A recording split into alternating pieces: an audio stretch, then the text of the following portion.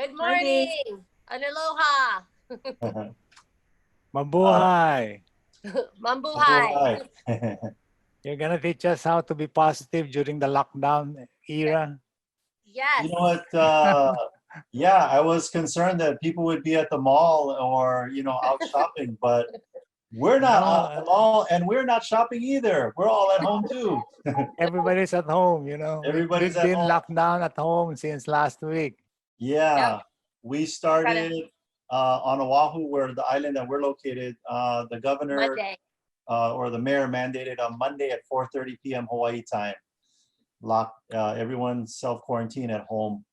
So Yep. So we have a captive audience here. yeah. But how's the situation in Honolulu, Atilio? With Corona or the real estate.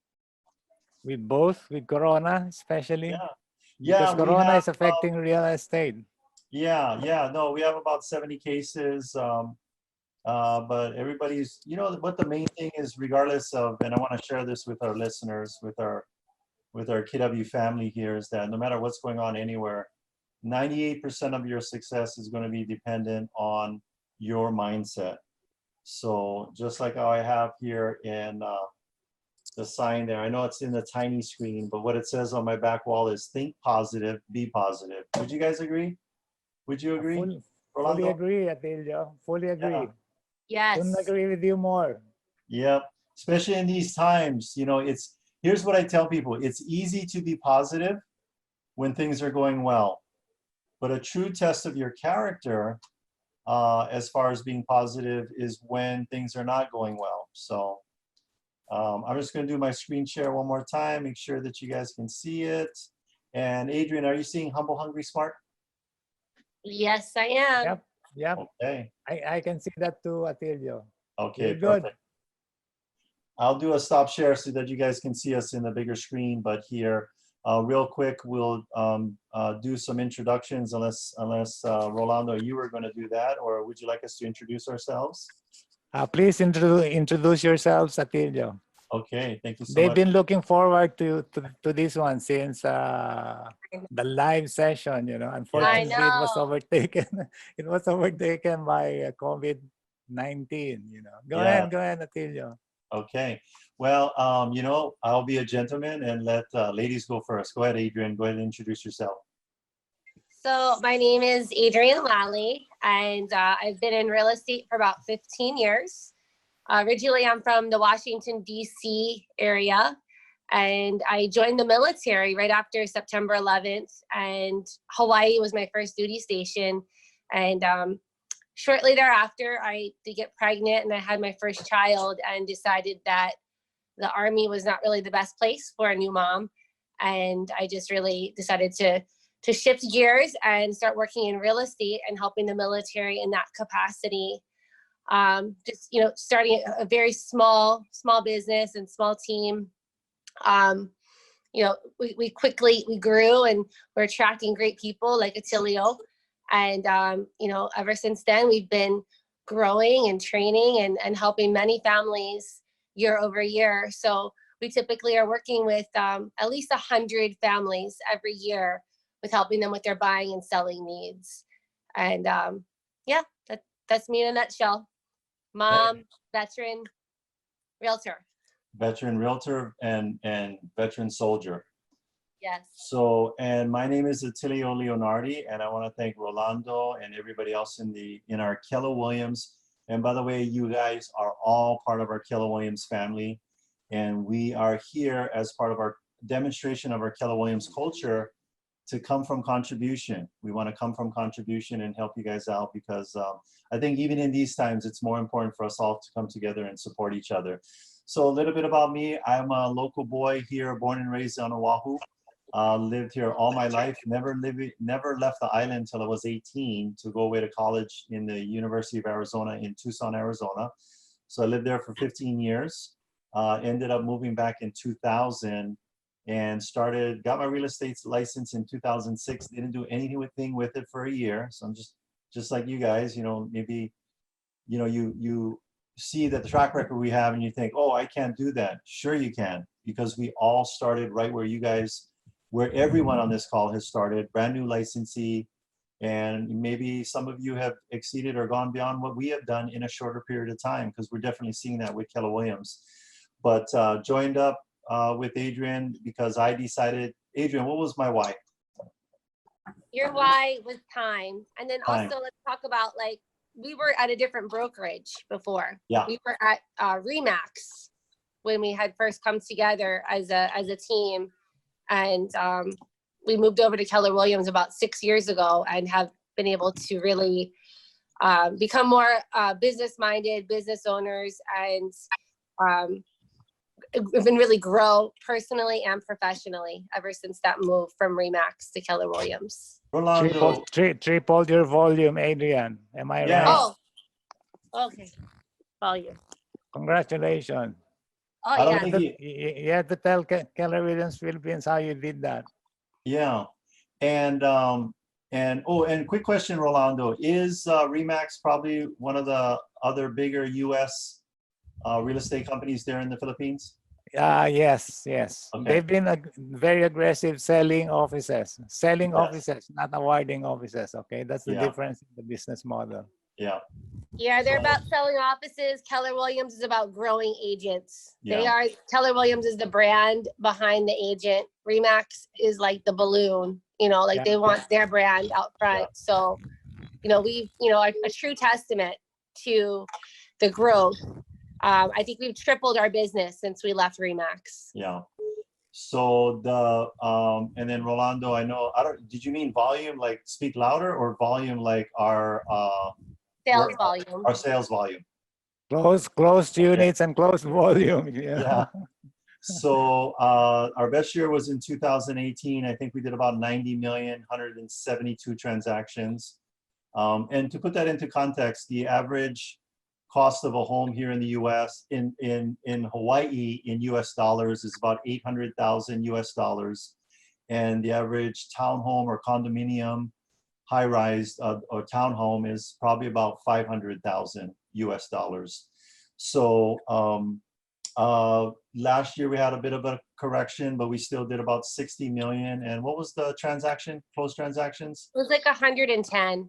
110, but our not so good year was probably still in the 0.1% of production for agents or teams in this entire state of Hawaii. Our population for the entire state of Hawaii is probably right around 1.4 million. And so in our MLS alone, there's probably maybe about 1,100 listings right now. And so yeah, any Rolando, any other questions regarding our volume? Because this is and we've all been doing this over 13, 14, 15 years now, full time. Adrian? Yep. Yep. That's great. Are you selling to Phil-Ams in Hawaii? Filipino Americans? Oh, Yeah. all the time. Plenty. All the time. In fact, 1/3 of our team actually lives in the Philippines, and that's Renee, who's on right now, is our operations manager for that. And we have, 6 VAs, virtual assistants? Yep. And then we also have team members that are from the Philippines and speak Tagalog. Yeah. And many clients Ilocano. also that are from the Philippines. We So- know Renee. We know Renee, Yeah. yeah, she's close by. So, Since day one. well, good. Yeah, I know. She came to the office and stuff like that. We were looking to visiting and meeting in person too. But the one thing that, we all must maintain a good positive mindset. So I sometimes, one of my side passions is stand-up comedy, and I've done a couple open mics, where you just show up, you're not a professional and you just come up. So I wrote a little joke for you guys in the Philippines. Rolando, are you ready for my joke? Go ahead, Atilio. Because here's the deal. When we laugh, that stand-up comedy. we boost our immune system, and I made it culturally appropriate too, so that you guys hopefully would understand. So in the US, we always have one of these jokes like, why did the chicken cross the road? Why did the chicken cross the road? And sometimes another version of that joke is, why did the chicken not cross the road? And we know you guys have plenty chickens because sometimes when we're talking to clients who are there, we hear the chickens. We hear the chickens. So you know you have plenty chickens. So my joke for you guys today is, why did the chicken, Rolando, why did the chicken not cross the road? Hey, Rolando, you're going to say, I'm not sure. Why? Go ahead, say it. I think we've lost him. We lost, wait, he's on mute. He's the strong side. So Rolando, I'm would you here. like to, I'm here. Rolando, would you like to know why the chicken did not cross the road? Because the chicken was scared to cross the road. No, because the chicken was balut. I didn't know you know, but my favorite, you know. That's your favorite. Yeah, it's very difficult for a chicken that is balut to cross the road because you see the egg and all pickled and anyway, we want to make people laugh. You know, it's important in this day and age to not be so serious and have our emotions go down, because it affects everything. It not only affects the outcome of our business, but it also affects the of ourselves physiologically. So I was hoping I'm boosting your immune system so you can repel that nasty coronavirus. And feel free to tell my joke all across the Philippines. All you have to do is give me credit the first time. All other uses thereafter, I just want 25 cents US as a royalty. No, it's free. It's free. That's But great. yeah, the point being is that in Hawaii, probably 60% of our population is either Filipino or related. I have an auntie that's been married to my uncle for over 50 years. She's Filipino. Every time we have get-togethers, she brings her wok and the oil, and she makes lumpia, banana lumpia. Lots of overlapping of the Filipino culture here in Hawaii. I think only California per capita has more Filipinos than Hawaii. So, and that's because it's a much larger state. That's yeah, all. with more people. Yeah. Alrighty. So now that you guys are, you're like all crying because my joke was so funny, and you're wiping away your tears and you're settling yourselves from the laughter of that great joke that I just told. Let's get down to business and talk about what we want to share with you are the key core values that we find are in successful people, in successful team members, and generally just in successful people in your children. These are attributes you want to have in your children, in people that you're married to, have significant relationships or business partnerships with, and more importantly, I think these are core values that we need to be focused on or emphasize in these challenging times with the way the pandemic and what's happening in the world. By the way, some good news. Scientists have actually noted, because of all the lockdowns and the self-quarantine, the air quality is actually improving on the planet. In Venice, Italy, the canals, we usually have boats all going up and down them. Because of the lockdown, the water is clearing up and becoming cleaner. And what was the other thing that we noticed about the canals in Venice, Adrian? Oh, the dolphins showed up, and they haven't been there for like 90 years. Yeah, in the canal. Really? Yeah. So my point is that, you know, we can look at things and have a doom and gloom attitude, but I'm telling you right now, as licensed or as real estate professionals in our community, we need to hold ourselves to a higher standard. People are looking to you as leaders in your community, within your family, within your organizations, and we are setting the example. So would you guys like to know what are the 3 core values that make up majority of successful people in any industry? And collectively, I hear you guys all saying yes. Yes. Yes, I see. Oh, and by the way, Adrian, I don't know if chatting. Do you have your chat thing on? Okay. Yep, I can see the chat. Anybody has a question at any time, this is just like school. You have to raise your hand, and then no. You don't need to raise your hand. Just do the thing on the side on the chat, and we'll be happy to incorporate those questions at any time. By the way, Adrian, what is a dumb question? One that is not asked. One that is not asked. Now, there are certain people, they really push the envelope on those dumb questions. No. There's no people like that. You guys are all smart. So here we go, screen share. And can everybody see my screen? Adrian, does it say humble, hungry, smart? Yes, Yes. it does. Okay, You're good. I can see the screen, Atilio. okay. Good. So here we go. And you're going to see me looking to the left because I have, by the way, double monitors. Highly recommend double monitors. I actually have 3 monitors, but here's my main monitor, and then here's my my other monitor on the left with our presentation. So, oops, I got to click over here. Okay, here we go. So the introduction. So I'm going to go back. Adrian, where's this information coming from? This is coming from a book called The Ideal Team Player. Patrick Lencioni is the author, and we got to go see him speak over at a Dave Ramsey Entre Leadership about a year ago. Yeah, you see here, where is it at? I want to bring it up on the screen. So if any of these resources and anything of this presentation, you guys have access to it right now on the internet.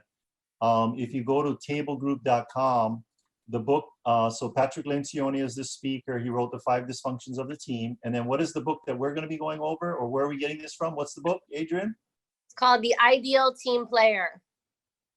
And it's in a story format. So I love his books because it's all, it's In story. it's the story, and it teaches you a lesson, and they're just such easy reads. They're So fun. anytime you want to reprimand your coworkers or your employees or your team members or your children, start off with, once upon a time, there was a little boy who didn't clean his room. No, tell him in a story. It's much more entertaining. But basically what he's got on this website is all the things that we're going to talk about. And if you go here, there's a tools and resources, and there's a self-ranking exercise. Hey, you have a manager that you want to help them improve, there's a manager's assessment. There's an interview guide. How do you interview to look for these traits? Humble, hungry, smart. Online interactive assessment. He's got handouts. And guess what the price is of these handouts? Free. What is it, Adrian? Free. Free. So, We love free. yep. Free stuff. So tablegroup.com is where you want to go. Click on the book, The Ideal Team Player, and then click on Tools and Resources. Okay, so let me go back here. Oh, by the way, Rolando, what day and what time is it there? The 27th. No, it's the 26th of March. It's 17 minutes past 1 p.m. 1 p.m. So it's so you On guys know Thursday. we're in a time machine, and what is it? What is today? Wednesday, and it's 7 p.m. at night. So, all right. So, hungry, humble, smart. Is that what's up now? Yep. Okay, here we go. So, these core values: humble, hungry, smart. Patrick Lencioni had interviewed hundreds of CEOs, worked with Fortune 100, Fortune 500. These are the top companies in the U.S. with production, number of employees, and products. And they kept coming to him and saying, we need core values for our team. And I will tell you this, core values are very important. They're important in your family, they're important in your business, and they're important in any organization that you're a part of. Now Adrian, what are Keller Williams' core values? what are they? Anyone? Anyone? Are I you see. Yep, Well- someone has chatted. God, family, business. God, family, business. That's it. And so these core values can be incorporated into the you that makes up the core values of Keller Williams.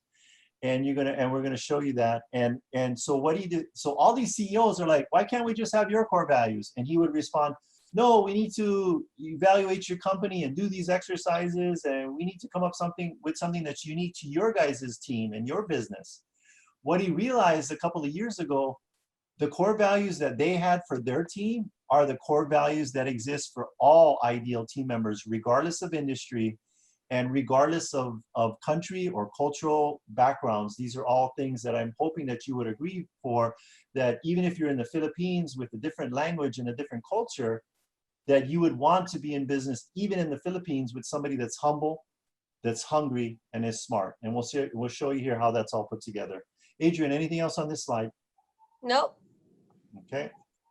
So, oops, I got to click back over here. There we go. So By the way, almost anyone can learn to become a team player.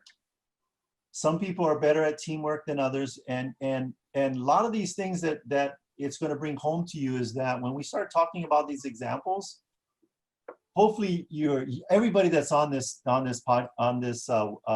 Zoom call is all humble, hungry, and smart. So when we're talking about those people that don't have these attributes, we're not talking about you guys. We're talking about other people. No, sometimes we're talking about ourselves. Because Adrian, are we perfect all the time? No. No. But No. can we, if we know, this is a quote from, what's her name? She's the one that mentors Oprah Winfrey, Maya Angelou. She says this, and this is your big takeaway. When you know better, you know what the rest of it is, Adrian? You do better. When you know better, you can do better. So we're hoping that you guys will know better so that you can do better. And I hope all of you are taking notes so that you can go and spread this around the world. What do these people look like, and how do we find them? That's what we're going to cover in our presentation.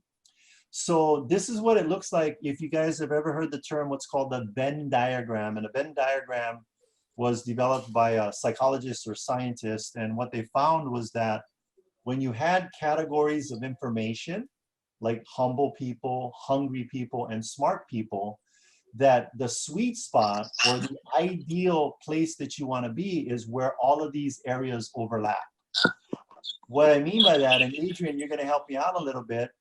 If somebody is only humble, they're just humble, what do we refer to them? And this is what you want to write down. If draw 3 circles on your thing as I'm talking, and write in the humble, write in the hungry, write in the smart, write in the ideal team player, because as we go through this presentation, you're going to be adding notes to this diagram on this one piece of paper. So Adrian, somebody that's only humble is what?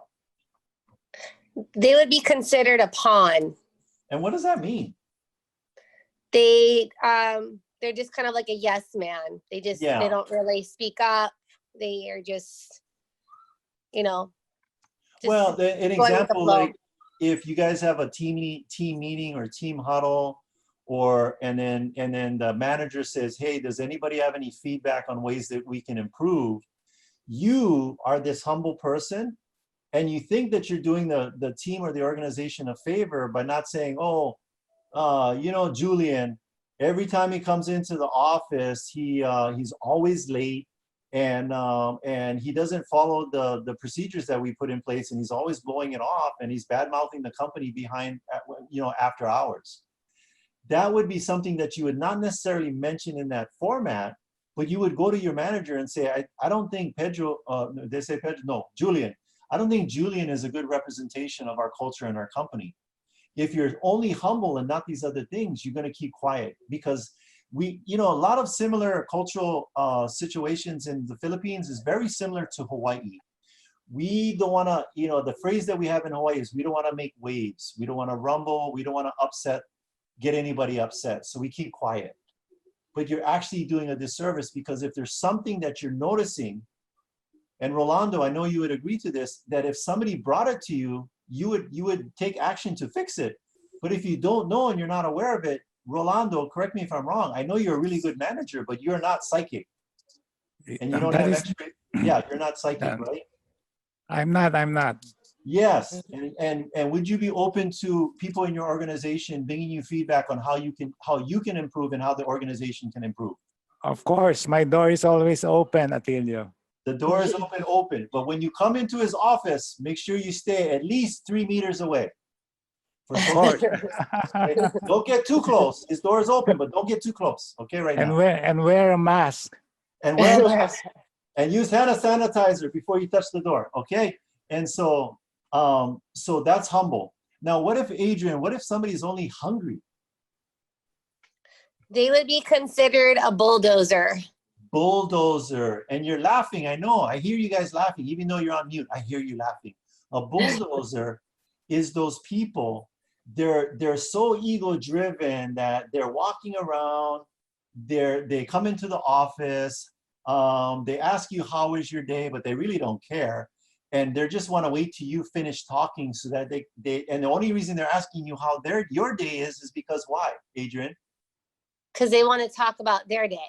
They want to talk about their day. How you can tell somebody that's only hungry and not those other things? It's all they use I a lot. I this, And anytime you share something, and Adrian, share with our Filipino Keller Williams family, what does it mean when you're always one-upping? Oh, I went to Switzerland this weekend. And then what's the one-up? Oh, and then you got to talk about something. Oh, well, I went to Switzerland and, I I stayed went in there a, 3 times already. yeah. And I in my stayed in private a jet. five-star hotel. Yeah, you know those people. Now, Yeah. if you're not laughing, you're probably one of those people. No, I'm just kidding. But if you're laughing, you know who those people are. By the way, good news here. When we know, I know what you guys are thinking, and it's easy to be pessimistic and say, oh, so-and-so is like that. They're never going to change. You know what? A lot of times with people that are like porcupines or hard to be around, the only reason why they're not changing is everybody's too afraid to give them some. Adrian, what does it mean in our team when I go to them and I say, can I love on you for a minute without getting a sexual harassment lawsuit, and just like coming from sincerity and on, when can I say, can I love on you for a minute? What do we mean by that? That means, can I give you some feedback? Can I give you some feedback? And even more importantly, can I rumble with you? Yeah. That was Snuggle Buddy. Snuggle Buddy is giving you feedback. He's saying, pay attention to me right now. And pet Yes, me. he wanted a pet. Yeah.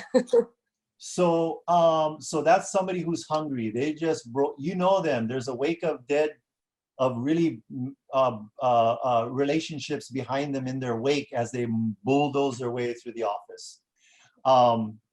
And what about somebody who's only smart? And the smart, by the way, the smart that we're talking about is not IQ, intellectual acuteness. What we're talking about smart is what, Adrian? What kind of smart? Somebody who has like the emotional IQ, the EQ. EQ. Now, Or what else? What else? What does that mean? What else? Or like in this case, if they're just smart, it would be more of like a manipulator. But we call them the charmer. Well, but backing up still, smart, the skills that we're talking about as smart are people skills or the soft skills, someone that really gets along with people. But somebody but Adrian, you were saying it just now, someone that's only got the people skills, but they're not humble and they're not hungry is what do we call them? We call them the charmer. The charmer, you know who they are. Oh, how was your weekend? Oh, that was fabulous. That was terrific. You look really good in that jacket. And your hair is looking so nice. And then just shallow. They're kind of a shallow conversations. And by the way, can I borrow a couple pesos? Comes up next. And you're like, oh, I know who those people are. They always do that. And oh, wait a minute, so and so. You know what? That's reminding you right now. She was such a charmer. She was such a charmer. She still owes me those pesos. Where's my pesos? So anyway, those are the characteristics if you're just those things by themselves. By the way, we know human beings are much more complicated than these 3 categories. These are generalizations. These are not exactly like all human beings and how they should be. If it was, we'd all be automatons and robots and this planet would be boring. So we know that people are, but these are things that we can strive for. And so let's move on to the next one. So we're going to talk about it if you're 2 of the 3, and obviously if you're all 3. Okay. So next up, let's talk about being humble. Ideal play. Would you guys all agree that ideal? And Rolando, you're going to be the one that we interact because, Adrian, is our presentation style just to lecture, or do we interact and ask questions? We like questions. We like questions, and we ask questions. Yes. So Rolando, would you say that you would like, is it an ideal characteristic that people that work for you or work with you are humble? Yes. Okay. Definitely, Atilio. Yes, we want people to be humble because I want you guys to write this down, and Adrian's going to help finish this for me because she knows it. Ego, it's that thing that causes strife and argument and doesn't allow people to receive feedback and bulldozes your way through relationships. What does the ego acronym stand for? Eliminating growth opportunity. Now, ego is a psychological term and it's not an acronym, and that's not what it means, but we're translating it into the business and personal environment and making it easily digestible. It also stands for edging God out. Edging God out. For those of you that have a strong faith, by the way, I'm a Catholic and I'm missing my Sunday Mass. But I know that I don't go there to tell my priest what the Bible says. I go there to listen to my priest and understand the reading for today and how I can apply it in my life as a good Catholic in our community. And that comes from being humble. I want to tell you a little quick story. And you know, my stories are always boring and stale. Adrian's laughing because she knows, no, they're funny. So there was the potential parishioner, and this is like people looking at Keller Williams. It's almost the same thing. It's similar. Went to the father and said, Father, you know, I want to use my priest at my church, Father Khan. Father Khan's from the Philippines. Father Khan, I don't like go to your I don't want to go to you guys' church to go to your mass. Your whole parish is full of sinners. And you know what Father Khan told him? He says, we have room for one more. So anyway, that was my little joke there on that. And in that, when we are judging or looking at other people and saying they're not, this presentation isn't about you looking at other people. Who is this presentation for, Adrian? For us. It's for ourselves and self-reflection. For ourselves, yes. Yeah. For us to learn, for us Yes. to That's connect. it, Margaret. For us to learn and become better versions of ourselves. All right, next up is, let's talk about being humble. Humble and replace the word for Keller Williams agent, mom, dad, whatever roles that you play in life, a humble blank is more concerned with the success of the team. And the word team, I want you to replace that with all areas of your life. Your bowling team, your family, your Keller Williams team, you know, anybody, your church organization. People who lack humility are dangerous for the team. Why, Adrian? Well, because they're gonna those are the ones with the ego, right? And they will cause problems. And Rolando, I don't want to put you on the spot and make you a bad guy, but have you ever given advice to someone and they didn't follow it? Plenty of time, Atilio, but yes, plenty of time. I will tell you, you know, in our organization, in our team, my big thing, I always give somebody a spiral notebook and a pen when they start their first day. Why, Adrian? Because our team, we take notes. And basically, yeah, and basically, like if we're learning or if they're meeting with us, they need to be taking notes. So everybody in the sound of my voice, Rolando is pouring himself into making this organization great. So as a respect for Rolando and his time with you when you're in front of him, and to demonstrate your humbleness, do not go and visit with Rolando without a pen and paper to take notes. Because if Rolando says something, it's important that you write it down. And just the act of writing it down tells him and demonstrates, you know, and when people take notes, what does that demonstrate? Let's lift off some bullet points. One, you're humble. What else is it saying when you take notes? That you're being respectful. That you're being respectful. You're professional. What else? And you're listening. You're listening and you're paying attention. It tells people you're professional. It tells people that what they're sharing with you is important. And it allows you, when you're in any kind of learning environment, you know, if your children came to you and said, Dad, Mom, I want to talk to you real quick. And you pulled out a pen and paper and said, hold on, I want to write down what you're going to tell me. And do it in a sincere manner. Are you telling your child? And by the way, what I'm telling you is that you can learn something from anyone. It doesn't have to be someone older than you with more experience. I'll tell you right now, you know what we learn from our children right now, especially our young ones when they're at home with us all now? They like to have fun. They like to enjoy. They like to laugh. And what happens is we grow up and we let that go away when we should hold on to that. Even more importantly in these times, I'm sure you would all agree. So humble team players are not afraid to acknowledge the skills and talents that they bring to the team. So it's not about, I forgot what the quote was, but humble is not about being quiet and not acknowledging your skill sets, but it's humility. The definition of humility is acknowledging your skill sets, but putting the team first and putting others first, but not letting yourself get run over either is not the definition of being of humility. Adrian, anything else on Humble? No, I think we've covered it well. Okay. If anyone else has anything to add that comes to mind, we're open to hearing from you folks. Sure. Okay. All right, we're gonna keep going here. Okay. The next one is hungry. And the next one is hungry. And again, somebody who's only hungry is what? The bulldozer. The bulldozer. They're just, you can have an organization, like let's say you got a top salesperson and they just put up the numbers and they're good closers and they sell, but they're lacking those other attributes. In an organization where, and I don't know if in most organizations where doing the sales is important, that works out okay in the short term, but over the long term, that person is typically going to be repelling a lot of the ideal candidates. And we do know this, Adrian. Are great things achieved by ourselves? No, never. Nothing great is ever achieved by yourself. Great things can only achieve together with other people.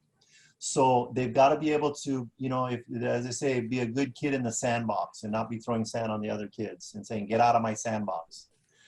So these are the attributes of the person that's hungry. A hungry, again, father, mother, Keller Williams agent, priest, leader in any organization, never have to be pushed to work harder, right? Rolando, do you have people in your organization that anticipate your needs and they're always running faster and doing things for you before you even realize it?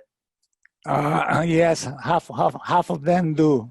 Yes, okay. And you know what I know is that half, they're on this Zoom right now because the other half, they're not gonna get on the Zoom. But that's okay. You guys go back and save them, help them. They volunteer to fill gaps, take on more responsibilities, and are eagerly looking for new ways to contribute to the team. And that's that hungry person. You're never having to chase them down. By the way, Adrian, is it better to go to somebody with a task that has all the time in the world or somebody that's busy? You always want to go to the busy person.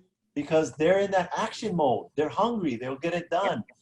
The reason why that person who has all the time in the world has all the time in the world because they're never looking to do things and they're always having to be told what to do next. Well, right? The difference is, I think the difference is the executing, right? Yeah. Just being able to execute on things. Yeah. We tell our kids all the time. I talk to my 3 kids all the time. My oldest is turned 23 today. Today is his birthday, Attilio Jr. And I tell all 3 of my children, Attilio Jr., Isabella, and Angelo, anytime there's work that is being done within your visual range, do not be one of those children that has to be asked to help. I want you always being those children that go up to the adults or whatever's going on and say, how can I help? Right? Because this is what we learned from Dr. Brene Brown. Dr. Brene Brown, B-R-E-N-E-E Brown. She has one of the most viewed TED Talks, podcasts, everything, is that the demonstration of humility is not that you give help, but also that you can ask for help, okay? But hungry is always looking for new tasks. Rolando, don't you love team members that are always looking for new things to do and how to help? Love that so much, Tilio. Yes. Rolando, have you ever been like super annoyed by someone that's always coming to you and saying, what can I do next? Do you get annoyed by that? Or Of never? Of course. No, yeah, you never get annoyed by that because that's the people you want to surround yourself with. And more importantly, that's the person you want to be. Always going to people. What can I do next? How can I support you? So the ideal team players are smart. And again, if they're just smart, they're what again, Adrian? The charmer. Yeah. And smart we're talking about is, it's not about being intelligent. It's not about IQ.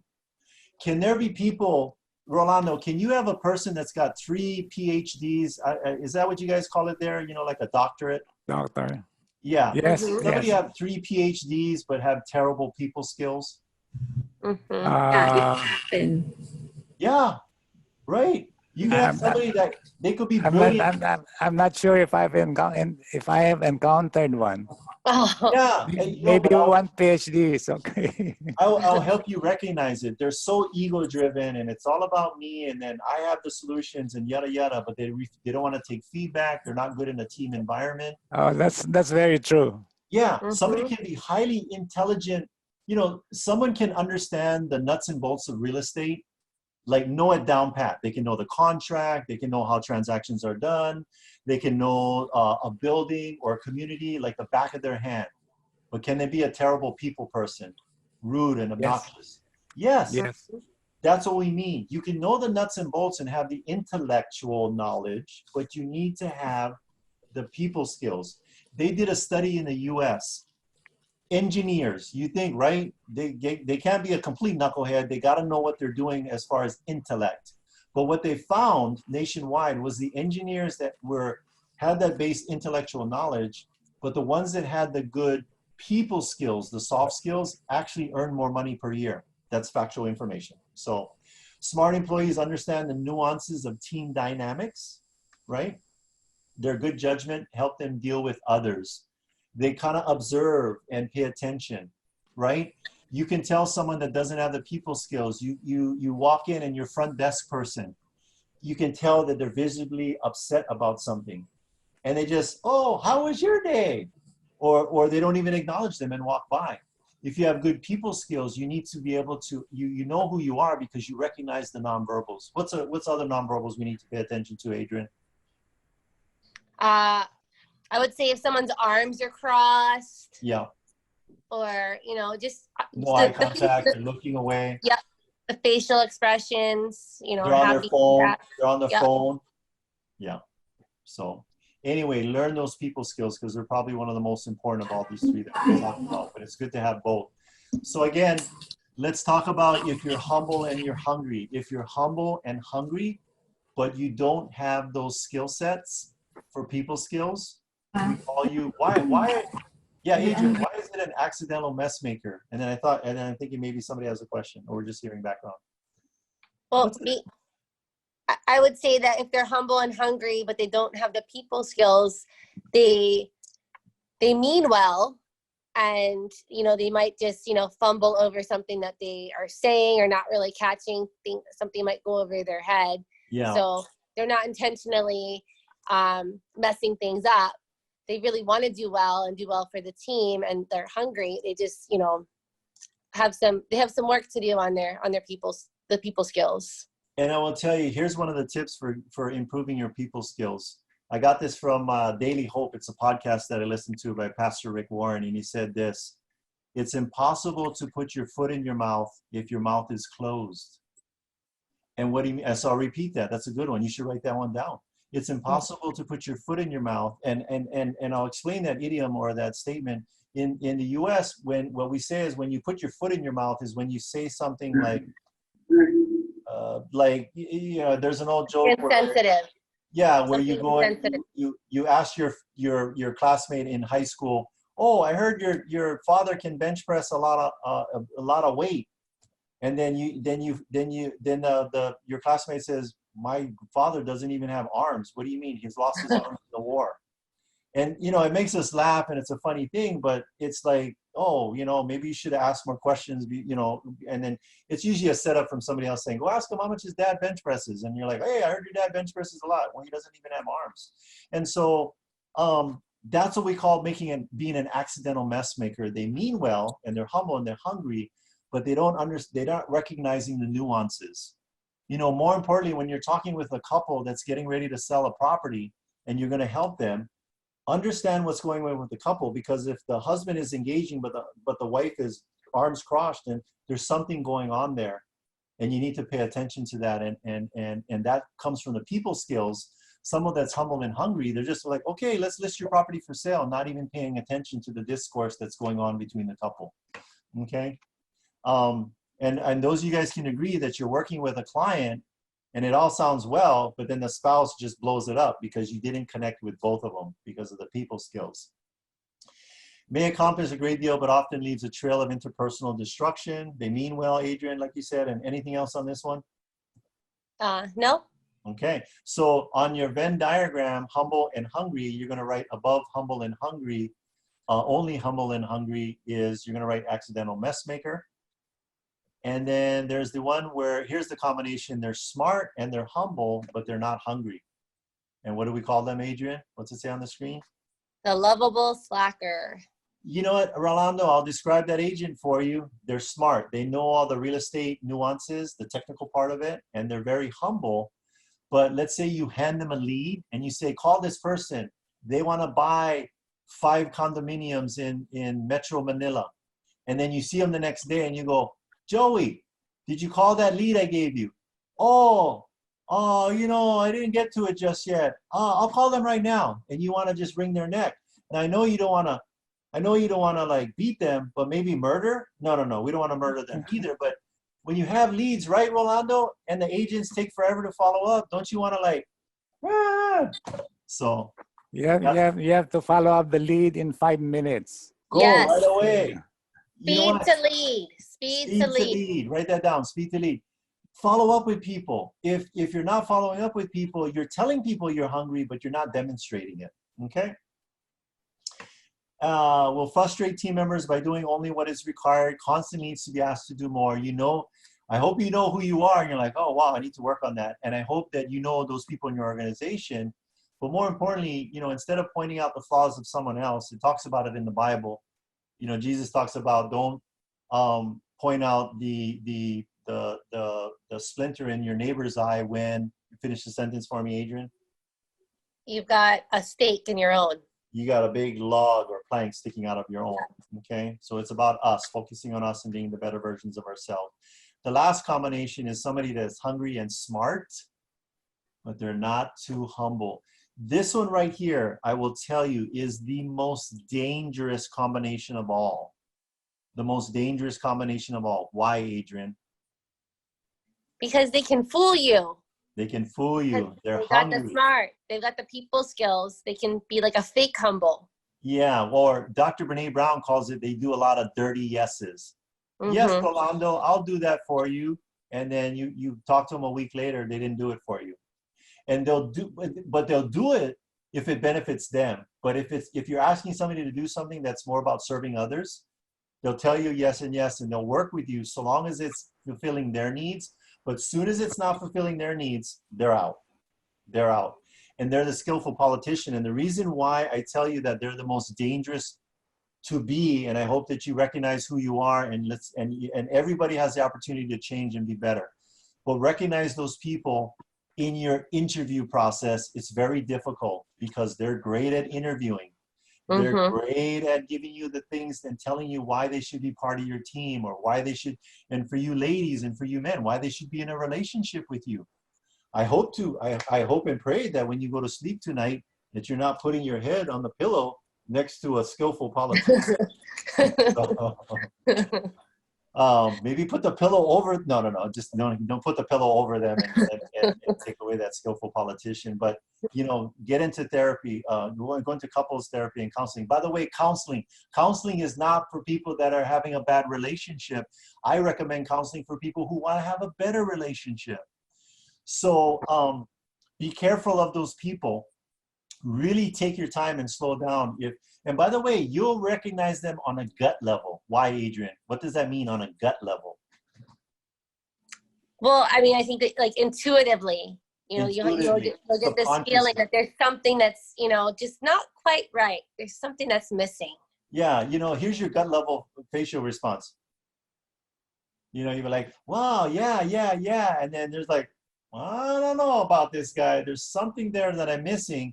And if you go deep on their referrals and their references and talk to people that they've been associated with, people that are around people like this and have spent a lot of time with them, they'll tell you. Oh, yep. They'll tell you. So if they're in your organization, you know, and Rolando and everybody else that has teams or organization, I'm not telling you go home and, you know, kick your spouse out of the house, you know, put your kids up for adoption, you know, go fire people. We're not telling you to do that. We're telling you to take this. And by the way, if you want to change other people, who do you start with? Adrian, who do we start with? You start with yourself. You start with yourself. Yep. You want to have a better spouse? Be a better spouse. You want to have better children? Be a better father or mother. You want to have better team members? Be a better leader. Okay. Now, again, if people are so entrenched in these bad behaviors, Rolando, are you a professional therapist or a psychologist? No. No, you're a team leader. You're leading our Keller Williams family in the Philippines, but you are not a psychologist. So it's not about therapy. It's about giving opportunities to people for change. But if they're so resistant to the change, you are not a therapist. We're not here to save everybody. We can't. We need to save the people that want to be saved, that want to change. Okay? Knows how to present himself while only looking out for his or her own needs. The big payoff when you look for people or be this person or get around these people. Orlando, would you agree that a team full of people who are humble, hungry, and smart will overcome dysfunctions quickly and easily? Yes, of course, Atilio. In this day and age, Rolando, with the coronavirus, with the COVID-19 going on, it's creating a lot of stress in our environment. Is it more important that we have these types of people in our organization? And definitely. Yeah. Get more done in less amount of time, have far or fewer distractions. And then I think that's the last slide. Correct me if I'm wrong, Adrian. Yep, I think so. And then I guess we can open it up for questions. And then we also have some bonus material that we wanted to share with you guys that's very timely as far as what's happening. Before we wrap it up, we are things changing on an hourly and a daily basis in our world right now? I think everybody's like, yes. Yeah, they sure are. So I want to share with you a script that we just shared with our team that we are using on how to reconstruct your conversations with people regarding the real estate market right now and the coronavirus. I'm going to share that script with you all. But what kind of questions do we have? Anyone? You can type it. You can come off mute and you can ask it. You can do sign language, but I don't read sign language. If they don't use the chat or talk about it, they will probably send us a feedback after. Perfect. And we're always welcome to come back and circle back around. Rolando, do you have any questions or concerns for us? I'm good, Atilio. Okay. Adrian. I know what it is. You guys don't want to ask questions because you want to hear this script. Well, Yes. We're going to share it with you right now. So when people come and ask you, and here's the question that we need to be trained to answer, because the answer today is different than it was 3-4 weeks ago, 30 days ago, right? And here's the question: how's the market? And by the way, you can also call up people and say, hey, I'd like to share with you what's going on with our market. So here's the script. And the reason why we didn't have it on the screen or we're not emailing it to you is because part of the scripts is that you must internalize and then memorize, and then it becomes part of your natural language. And if I just give it to you, and so right now I'm going to force you to write it down, because when we write things down, is it true that when we write things down, even if we never look at the notes again, do we learn something, Adrian? Yep. Yep. That's part of the learning process. Is taking notes. So I hope you have a pen and paper, and then if you don't, then you got to go to one of your colleagues and say, send that to me. So here's the first line. How is the market? And here should be your response. It's day by day, hour by hour. So I'll say that again. It's day by day, hour by hour. Oh, and by the way, this is a Zoom recording, so they're going to send it to you so you can just play back the recording. So how's the market? It's day by day, hour by hour. Some of my clients are saying they want to hold off for now. Rolando, are you guys getting people that are saying they want to hold off for now? Yes. We are too. Everybody is, all around the world. And here's the response to that, or acknowledgement of that.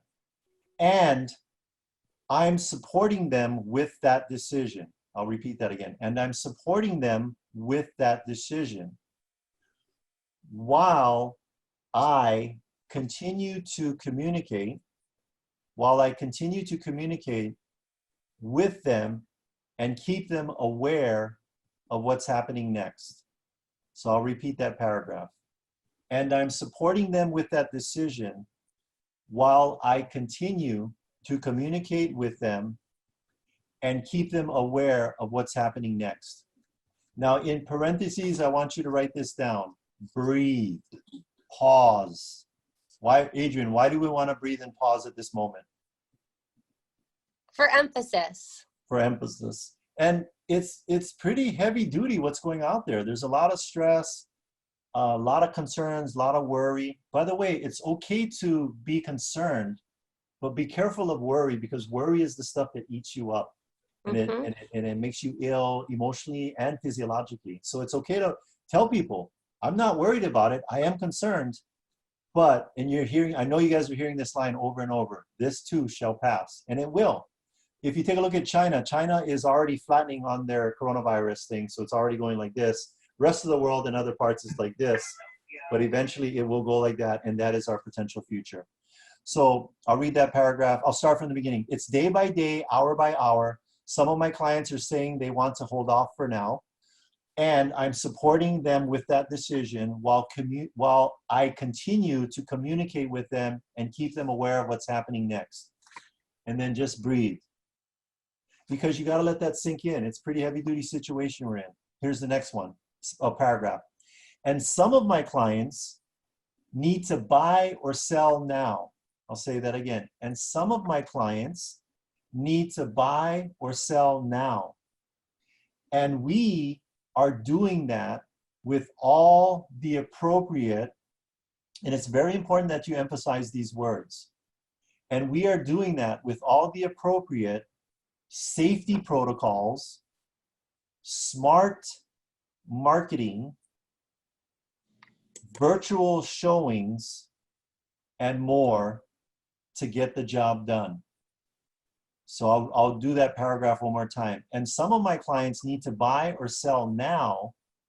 And we are doing that with all the appropriate safety protocols, smart marketing, virtual showings, and more to get the job done.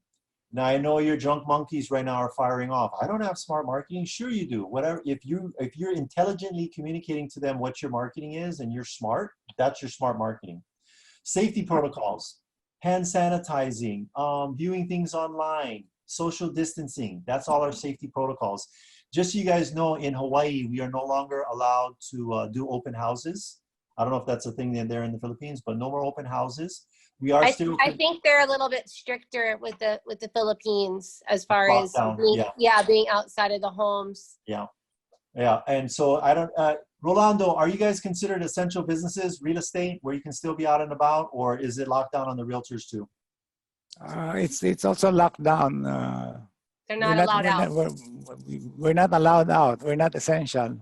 Not essential. Well, here in the U.S. we're essential, but we're still we're still doing home quarantines, and we 90% of our staff is not at the office. Everything is Zoom and virtual.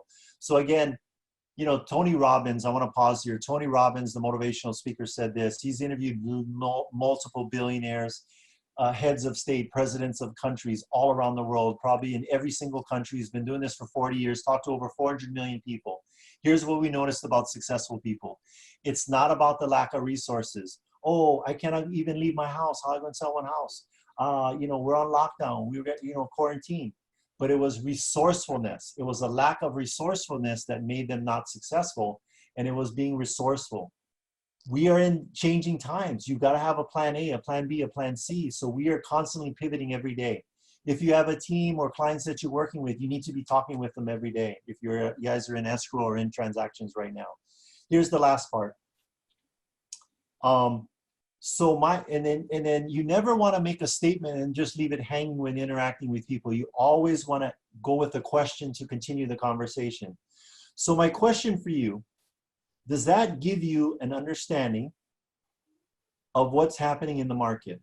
And so here's that question again. So my question for you, does that give you an understanding of what's happening in the market?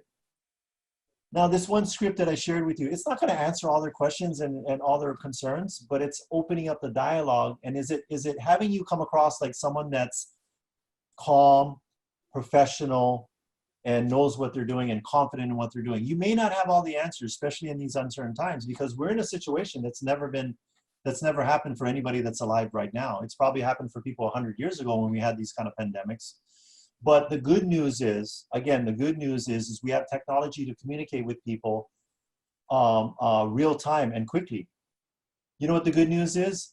Even with this pandemic going on, back in the day without this technology, would you all be communicating with me and learning all this information? No.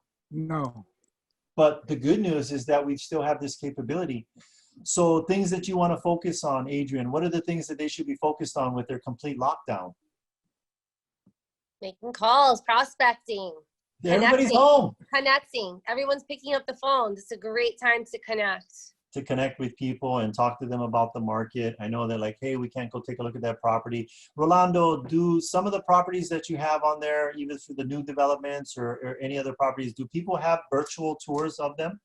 Yes, Atilio. Perfect. Perfect. Those are the ones you want to be focused on and talking to people. Yeah. You know, if you had a homeowner that's got a property and they're living in it, see about connecting with the homeowner and doing FaceTime with them, and have the homeowner walk through their home. Yeah. And make it a long transaction where it's going to close in a couple of months. I mean, there are opportunities to buy stuff right now. We put in an offer, and we're always practicing what we're preaching here. We're not like telling you to do this and then we don't do it. We're having challenges too in our market, but we're doing a lot more communicating with our clients. The other thing that I want you to focus on is that when it comes to the, I want to write down a diagram, even more importantly, and you're forced to do it now to show compassion, but I'm drawing something here for you guys right now. And then let me see if this is, let me see if it's too washed out, but that's the greater than symbol. And that's my terrible drawing, but that's a house right there. That's a 5-bedroom luxury home, 5,000 square feet, sitting on a pond with a 5-car garage. You can see that? I drew it like real specifically. I know you guys can see that by drawing of a house. And then the person on the right, that's Fabio. He's got long blonde hair, and that's what's his name? Panetta, the guy from Journey, the Filipino guy from Journey. That's him right there with his long black hair. He's singing the Journey song. Arnell. On the stage. The point of Arnell. Parnell. The point of my drawing is that on your conversations, focus more on the people. Focus more on the people and less on the transaction. In our team, and I don't care what culture you're in or what country or what's going on with real estate, this is even more important that you focus your conversation. Call up your clients and just ask them how they're doing. How are they doing? How are you doing? Don't even talk about real estate. And they're going to remember you as the agent that wasn't all about selling real estate. And when this is all wrapped up, who's the first person they're going to call when they want to go buy those 5 luxury units? You. They're going to call you. We're at 8:02, so I want to respect your time by not continuing anymore because you guys have the rest of your day, and we got to go. Good night. Thank you. Thank you. Anything else? Let me extend my personal thanks and appreciation to you, Yes. Ilio, and to Adrian, and of course to Renee for spending 1 hour with us. Let me call on our regional training manager, Ana Consorio, to say something about this session. Sure. Ana? Yes, thank you, RCA. Now, Atilio and Adrian, we would like to thank you for this opportunity. I know that it was just for an hour, but it was a jam-packed hour. I'm sure that our agents and our brokers truly appreciate the chance to get to know you, even for just a little bit. And we are so looking forward to meeting you in person so that you can share with us all your knowledge and all your experiences. Once you come here on October 7, we have a little something for you, but it's in the office. We're just going to keep it for now, and then give it to you once we see you in person. We cannot wait for that live training in October. Yeah, so I would tell you, and this is the same thing that we shared with our team this morning, and thank you so much for those wonderful words, Ana and Rolando, is that we as agents need to go into our communities. There are people that are stuck at home. You're feeling it, I know, because I felt it, where you're at home in isolation, and as human beings, we're designed to connect with each other. So I would tell you this is go out there and connect with people. They just want to talk. You know, some of them just want to hear another voice on the phone. Let me see here. Thanks so much. Just anything else here? Okay, thank you for, I was just making sure we didn't have any corrections. But you know what?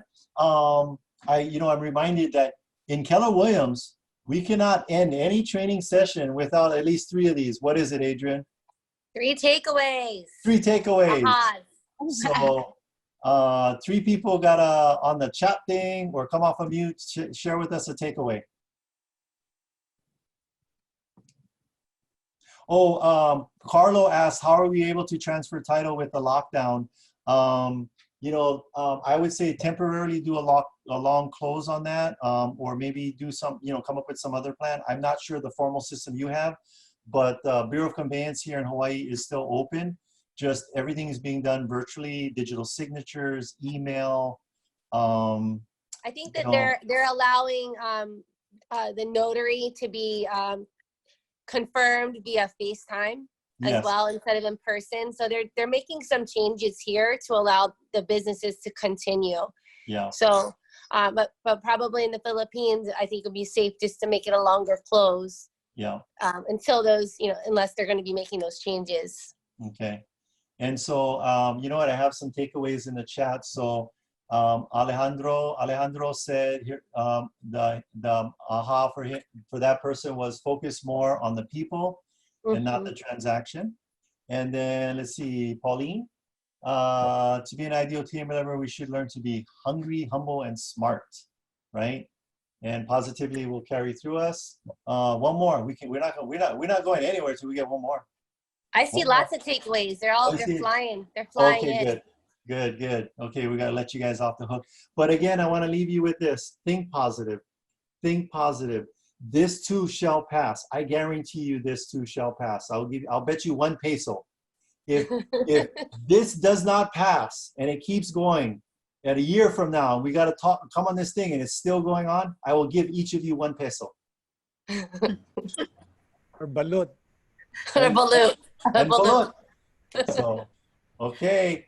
Thanks so much. And Thank you, everybody Tilio. be Thank safe. you. God bless you. Thank you, Team Lally. Yes, thank you. And we love our Spend Keller some time Williams with you family in guys. the Philippines.